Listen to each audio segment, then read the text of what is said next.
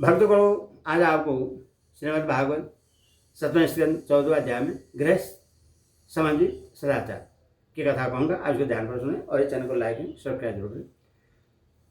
राजा युधिष्ठिर ने पूछा, देवर्षि राज जी, मेरे जैसा गृहस्थ बिना विशेष परिश्रम के इस पद को किस साधन से प्राप्त कर सकता है? आप कृपा करके मुझे बताइए। नारद जी ने कहा, युधिष्ठिर, मनुष्य गृहस्थाश्रम में रहे और गृहस्थ धर्म के अनुसार सब काम करे, परंतु उन्हें भगवान के प्रति समर्पित कर दे और बड़े बड़े संत महात्माओं की सेवा भी करे, अवकाश के अनुसार विरक्त पुरुषों में निवास करे और बार बार श्रद्धापूर्वक भगवान के अवतारों की लीला शुद्धा का पालन करता रहे।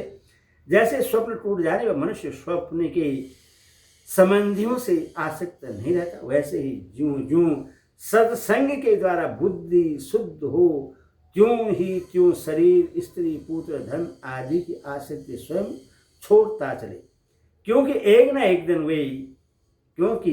एक दिन ये छूटने वाले ही हैं। बुद्धिमान पुरुष को आवश्यकता के अनुसार ही घर और शरीर की सेवा करनी चाहिए, अधिक नहीं। भीतर से विरक्त रहे और बाहर से रागी के समान लोगों में साधारण मनुष्यों जैसा ही व्यवहार कर ले। माता पिता, भाई बंधु, पुत्र मित्र, जाति वाले एक दूसरे और कुछ कहे अथवा जो कुछ चाहे, भीतर से ममता न रखकर उनका अनुमोदन कर दे। बुद्धिमान पुरुष वर्षा आदि के द्वारा होने वाले, अनादि पृथ्वी से उत्पन्न होने वाले सुवर्ण आदि, अकस्मात प्राप्त होने वाले द्रव्य आदि तथा और सब प्रकार के धन भगवान के ही दिए हुए हैं, ऐसा समझकर पारबंध के अनुसार उसका उपभोग करता हुआ संचय न करें, उन्हें पूर्वोक्त साधु सेवा आदि कर्म में लगा दे। मनुष्य का अधिकार केवल उतने ही धन पर है जितने से उनकी भूख मिट जाए। इससे अधिक संपत्ति को जो अपनी मानता है वह चोर है, उसे दंड मिलना चाहिए। हिरण, ऊंट, गधा, बंदर, चूहा, सिर्फ रेंग कर चलने वाले प्राणी, पक्षी और मक्खी आदि को अपने पुत्र के समान ही समझे। उनमें और पुत्रों में अंतर ही कितना है। गृहस्थ मनुष्यों को भी धर्म, अर्थ और काम के लिए बहुत कष्ट नहीं उठाना चाहिए, बल्कि देश काल और पारबंध के अनुसार जो कुछ मिल जाए उसी में संतोष रहना चाहिए।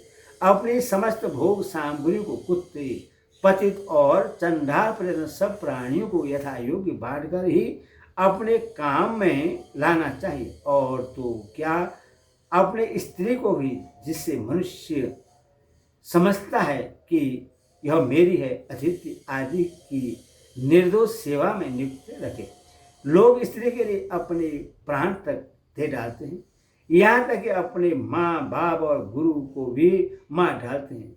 उस स्त्री पर से जिसने अपनी ममता हटा ली, उसने स्वयं नित्य विजयी भगवान पर विजय प्राप्त कर ली।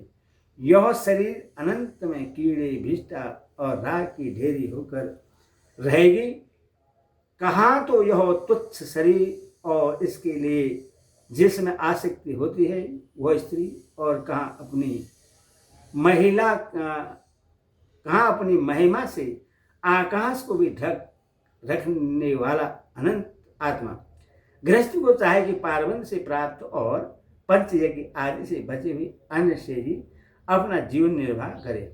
जो बुद्धिमान पुरुष इसके सिवा और किसी वस्तु में स्वतः नहीं रहते, उन्हें संतों का पद प्राप्त होता है। अपनी वर्णाश्रम विहित वृत्ति के द्वारा प्राप्त सामग्रियों से प्रतिदिन देवता, ऋषि, मनुष्य, भूत और पितृगण का तथा अपने आत्मा का पूजन करना चाहिए। यह एक ही परमेश्वर की भिन्न भिन्न रूपों में आराधना है। यदि अपने को अधिकार आदि यज्ञ के लिए आवश्यक सब वस्तुएं प्राप्त हो तो बड़े से बड़े यज्ञ या अग्निहोत्र आदि के द्वारा भगवान की आराधना करनी चाहिए। युधिष्ठिर, वैसे तो समस्त यज्ञों के भोक्ता भगवान ही हैं, परंतु ब्राह्मण के मुख में अर्पित किए हुए हौष्यान से की जैसी त्रिवृत्ति नहीं होती, वैसी अग्नि के मुख में हवन करने से नहीं। इसीलिए ब्राह्मण, देवता, मनुष्य आदि सभी प्राणियों में यथा योग्य उनके उपयुक्त सामग्री के द्वारा सबके हृदय में अंतर्यामी रूप से विराजमान भगवान की पूजा करनी चाहिए। इनमें प्रधानता ब्राह्मणों की ही है। धनी दिश को अपने धन के अनुसार अश्विनी मास के कृष्ण पक्ष में अपने माता पिता तथा उनके बंधु, पितामह, मातामह आदि का भी महालय श्राद्ध करना चाहिए। इसके सिवा अयन, कर्क और मकर की संक्रांति, विशुभ, तुला और मेष की संक्रांति, व्यधित पात दिनशय, चंद्र ग्रहण और सूर्य ग्रहण के समय, द्वादशी के दिन, स्वर्ण, धनिष्ठा और अनुराधा नक्षत्रों में, वैशाख शुक्ला तृतीया, अक्षय तृतीया, कार्तिक शुक्ला नवमी, दशमी, नवमी, अक्षय नवमी, अगहन, पूष, माघ और फागुन, इन 4 महीनों की कृष्णाष्टमी, माघ शुक्ला सप्तमी तथा माघ की माघा नक्षत्र में युक्त पूर्णिमा और प्रत्येक महीने की वह पूर्णिमा जो अपने मास नक्षत्र चित्रा, विशाखा, ज्येष्ठ आदि से युक्त हो, चाहे चंद्रमा पूर्ण हो या अपूर्ण। द्वादशी तिथि के अनुराधा, स्वर्ण, उत्तरा फागुनी, उत्तरा आषाढ़ा और उत्तरा भाद्रपदा के साथ योग। एकादशी तिथि का तीनों उत्तरा नक्षत्रों के योग अथवा जन्म नक्षत्र या स्वर्ण नक्षत्र के योग, ये सारे समय पितृगणों का श्राद्ध करने योग्य एवं श्रेष्ठ हैं। ये योग केवल श्राद्ध के लिए नहीं, सभी पुण्य कर्मों के लिए उपयोगी हैं। ये कल्याण की साधना के अनुसार और शुभ की अभिवृद्धि करने वाले हैं। इन अवसरों पर अपनी पूरी शक्ति लगाकर शुभ कर्म करना चाहिए। इसी में जीवन की सफलता है।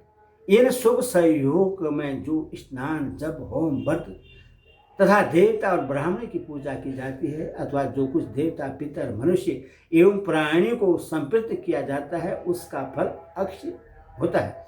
युधिष्ठिर, इसी प्रकार स्त्री के पुष्पन आदि, संतान के जात कर्मादि तथा अपने यज्ञ, दीक्षा आदि संस्कारों के समय, सौदाह के दिन या वार्षिक श्राद्ध के उपलक्ष्य में अथवा अन्य मांगलिक कर्म में दान आदि शुभ कर्म करने चाहिए। युधिष्ठिर, अब मैं उन स्थानों का वर्णन करता हूँ जो धर्म आदि श्रेय की प्राप्ति कराने वाले हैं। सबसे पवित्र देश वह है जिसमें सदपात्र मिलते हों, जिनमें यह सारा चर और अचर जगत स्थित है।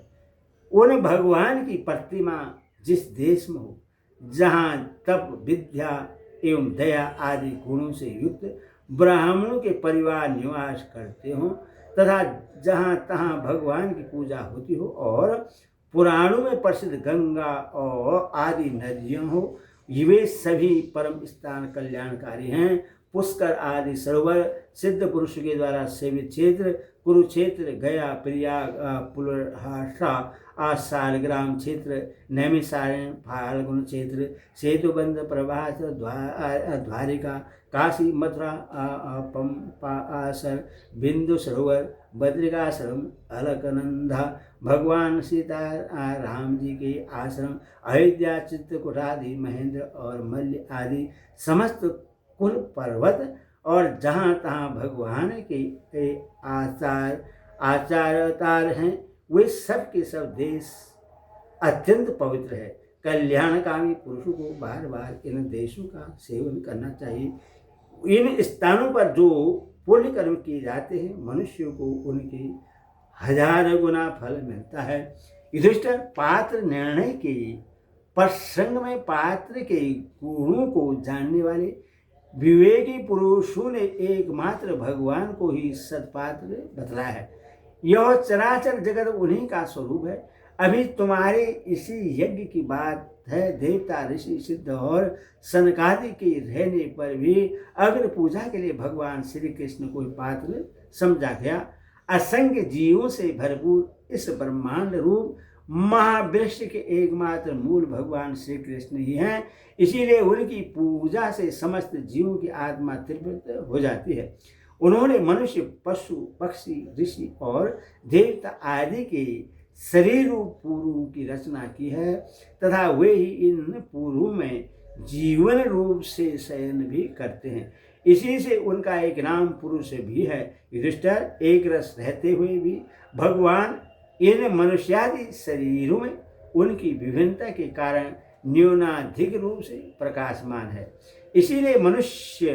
इसीलिए पशु, पक्षी आदि शरीरों की अपेक्षा मनुष्य ही श्रेष्ठ पात्र है। और मनुष्य में भी जिसमें भगवान का अंश तब योगादि जितना भी अधिक पाया जाता है वह उतना ही श्रेष्ठ है। युधिष्ठिर, त्रेता आदि युग में जब विद्वानों ने देखा कि मनुष्य परस्पर एक दूसरे का अपमान आदि करते हैं तब उन लोगों ने उपासना की सिद्धि के लिए भगवान की प्रतिमा की प्रतिष्ठा की।